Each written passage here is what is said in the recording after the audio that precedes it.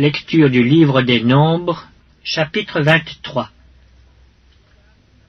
Balaam dit à Balak, « Bâtis-moi ici 7 autels, et prépare-moi ici 7 taureaux et 7 béliers. » Balak fit ce que Balaam avait dit, et Balak et Balaam offrirent un taureau et un bélier sur chaque autel. Balaam dit à Balak, « Tiens-toi près de ton holocauste, et je m'éloignerai. Peut-être que l'Éternel viendra à ma rencontre, et je te dirai ce qu'il me révélera. » Et il alla sur un lieu élevé. Dieu vint au-devant de Balaam, et Balaam lui dit, « J'ai dressé 7 autels, et j'ai offert un taureau et un bélier sur chaque autel. » L'Éternel mit des paroles dans la bouche de Balaam, et dit, « Retourne vers Balak, et tu parleras ainsi. » Il retourna vers lui, et voici, Balak se tenait près de son holocauste, lui et tous les chefs de Moab.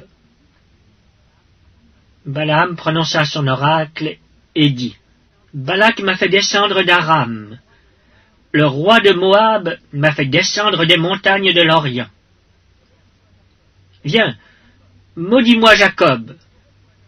Viens, sois irrité contre Israël. Comment maudirais-je celui que Dieu n'a point maudit? Comment serais-je irrité quand l'Éternel n'est point irrité? Je le vois du sommet des rochers, je le contemple du haut des collines. C'est un peuple qui a sa demeure à part et qui ne fait point partie des nations. Qui peut compter la poussière de Jacob et dire le nombre du quart d'Israël? Que je meure de la mort des justes et que ma fin soit semblable à la leur. » Balak dit à Balaam, « Que m'as-tu fait? Je t'ai pris pour maudire mon ennemi, et voici tu le bénis. » Il répondit et dit, « N'aurais-je pas soin de dire ce que l'Éternel met dans ma bouche? » Balak lui dit, « Viens donc avec moi dans un autre lieu, d'où tu le verras. Tu n'en verras qu'une partie, tu n'en verras pas la totalité. Et de là, maudis-le-moi. » Il le mena au champ de Tsophim, sur le sommet du Pisga. Il bâtit 7 autels, et offrit un taureau et un bélier sur chaque autel. Balaam dit à Balak, « Tiens-toi ici près de ton holocauste, et j'irai à la rencontre de Dieu. »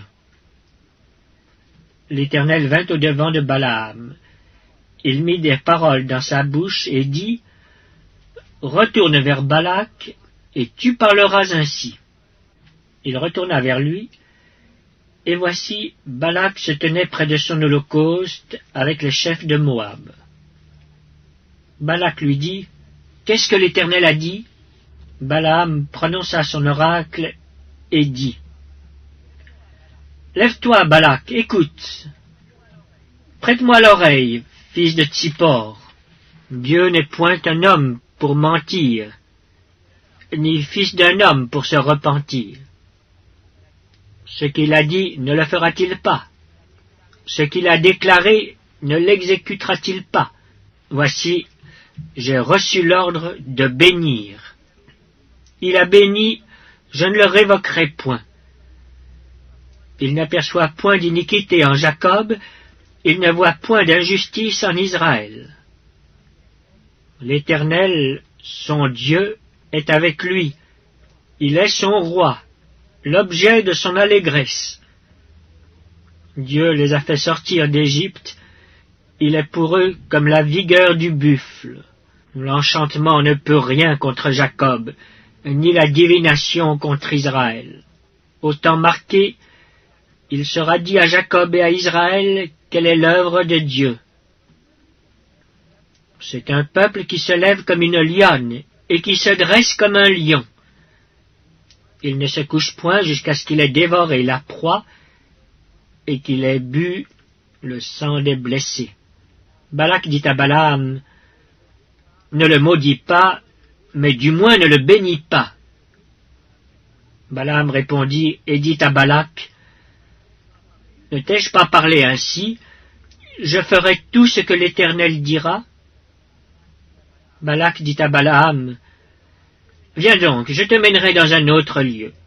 Peut-être Dieu trouvera-t-il bon que de là tu me maudisses ce peuple. » Balak mena Balaam sur le sommet du Péor, en regard du désert.